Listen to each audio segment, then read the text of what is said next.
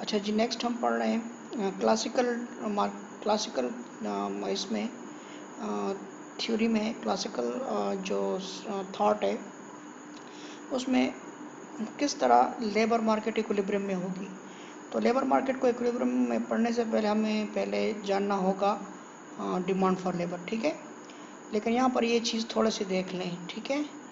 वो है कि the hallmark of classical labor market analysis is the assumption that market works well।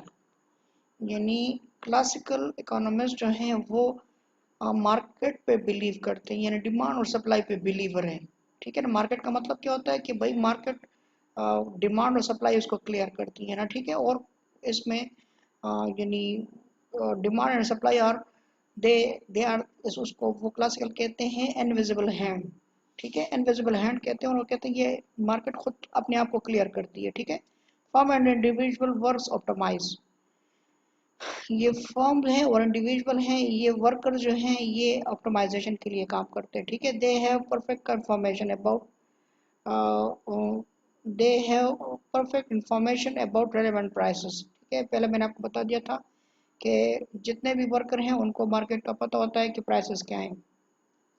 यहाँ पर ये जो मैं आपको ये पढ़ा रहा हूँ इसमें ये मेन चीज़ है। क्लासिकल कहते हैं कि there are no barriers to adjustment of money wages, यानी यूजुअली तो बैरियर्स होते हैं वेजेस में, कि फॉर एग्जांपल किसी भी कोई भी इदारा ले लें तो वहाँ पर ट्रेड यूनियंस होती हैं, और ट्रेड यूनियन जो होती हैं वो मनी वेज में कट एक्सेप्ट नहीं करती, ठीक है ना। वेज रेट कट का मतलब है कि वेजेस को कम अगर कर दें तो लोग एक्सेप्ट नहीं करते, ट्रेड यूनियन हड़तालें करती है कि जी तनख्वाहें बढ़ाएं। तो यहाँ पर वेज कट तो एक्सेप्टेबल ही नहीं होता।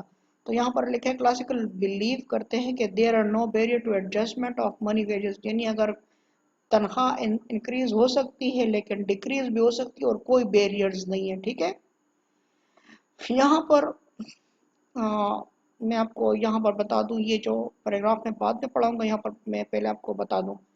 हमने यहाँ पर क्लासिकल बिलीवर हैं परफेक्ट कंपटीशन में, और परफेक्ट कंपटीशन में हमने ये इक्विलिब्रियम पढ़ा था। परफेक्ट कंपटीशन में हमने यहाँ पर आउटपुट ले लें और यहाँ पर हम ले लें जी परफेक्ट कंपटीशन है तो यहाँ पर बराबर था price is equal to average revenue is equal to margin average revenue, ठीक है। एवरेज रेवेन्यू और मार्जिन रेवेन्यू सारे बराबर थे, याद हो आप लोगों को परफेक्ट कंपटीशन में, ठीक है।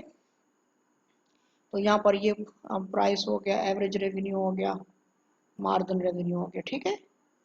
अब इक्विलिब्रियम कहाँ था, जब मार्जिनल कॉस्ट बराबर था मार्जिन रेवेन्यू के, इस पॉइंट पे इक्विलिब्रियम पे था। यहाँ पर फॉर एग्जांपल इस पॉइंट पे क्या है जी, margin revenue is equal to marginal cost, ठीक है। तो यहाँ पर ये आउटपुट प्रोड्यूस हो रही थी क्यू स्टार। अब ये ऑप्टिमल है, ये ऑप्टिमल आउटपुट थी, ठीक है। तो इसलिए हम कहते हैं कि परफेक्ट कंपटीशन में हम ऑप्टिमाइजेशन की तरफ जाते हैं। परफेक्ट कंपटीशन में किस तरफ जाते हैं, ऑप्टिमाइजेशन की तरफ जाते हैं। अब इक्विलिब्रियम किस पॉइंट पे आ गया, जब average revenue sorry marginal revenue बराबर है मार्जिनल कॉस्ट के। अब परफेक्ट कंपटीशन में मार्जिनल रेवेन्यू किसके बराबर होता है, प्राइस के बराबर होता है, क्योंकि ये देखें इधर ये प्राइस के बराबर है, ठीक है, प्राइस के बराबर है। अब मार्जिनल कॉस्ट किसके बराबर है, ठीक है। अभी मैं मार्जिनल कॉस्ट आप लोगों को लिखा के देता हूँ कि मार्जिनल कॉस्ट किसके बराबर है। यहाँ देख लें इधर मार्जिनल कॉस्ट जो है ना, मार्जिनल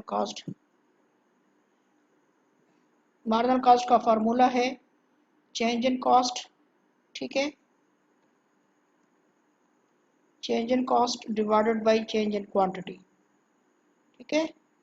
ये मार्जिनल कॉस्ट का फार्मूला है, change in cost D C by D Q, ये मार्जिनल कॉस्ट यानी derivative of total cost with respect to output, ठीक है।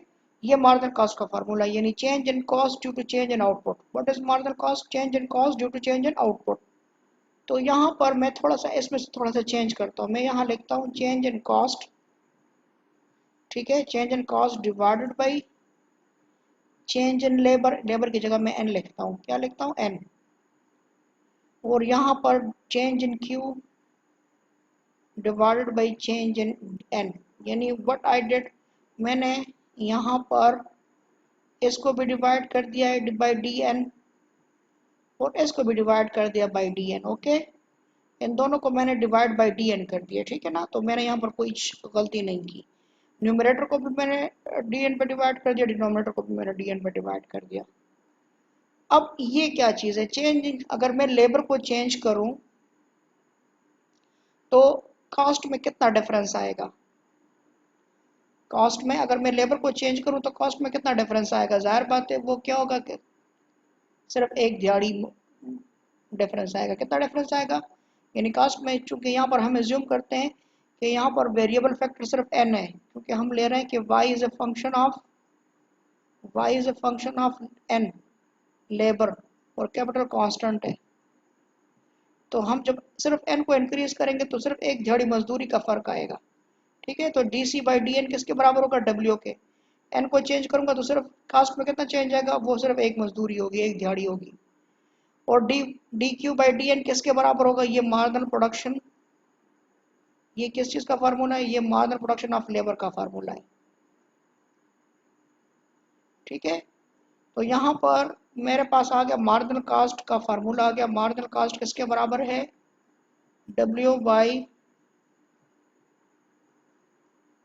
Divide by marginal productivity of labour, ठीक है। ये चीज आ गई। ओके, अब यहाँ से आप पैराग्राफ पढ़ सकते हैं। अब यहाँ पर ये पैराग्राफ पढ़ सकते हैं। इसमें ये चीज लिखा है कि आउटपुट जो है वो कब मैक्सिमम होता है, जब marginal cost is equal to marginal revenue हो, ठीक है। इन द शॉर्ट रन यहाँ लिखा होगा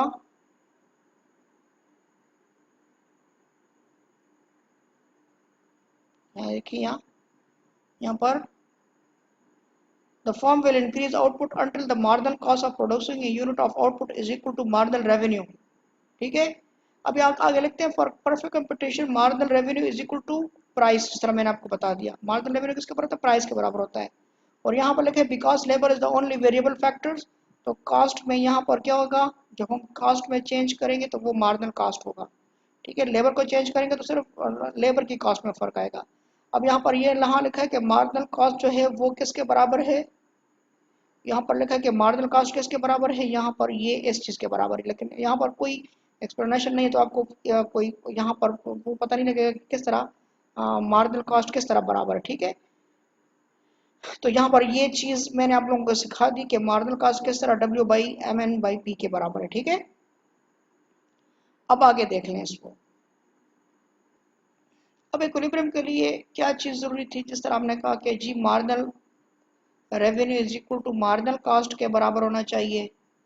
अब मार्जिनल रेवेन्यू प्राइस के बराबर है और मार्जिनल कॉस्ट हमने लिख लिया कि मार्जिनल कॉस्ट बराबर है W by marginal productivity of labour, ठीक है। तो ये चीज़ आ गई।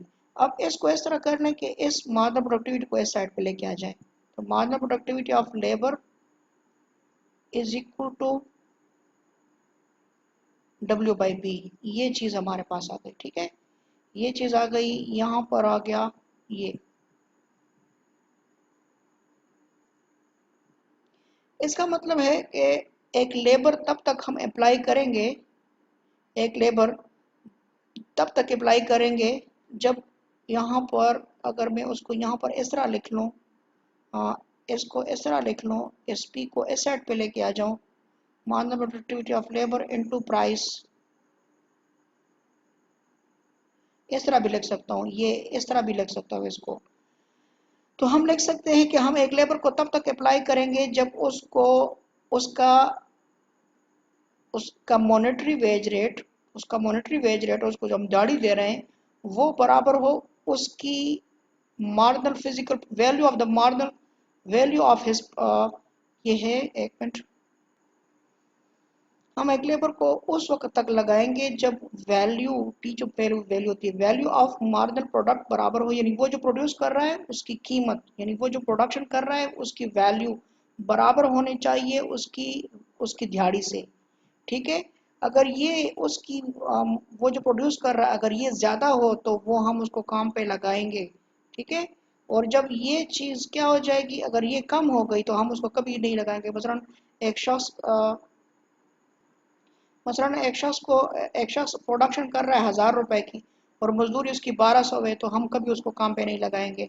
तब तक जब इसकी मजदूरी भी 1000 रुपये हो जाए, क्या हो जाए, मजदूरी 1000 रुपये हो जाएगा, तब हम इसको काम पे लगाएंगे। ठीक है,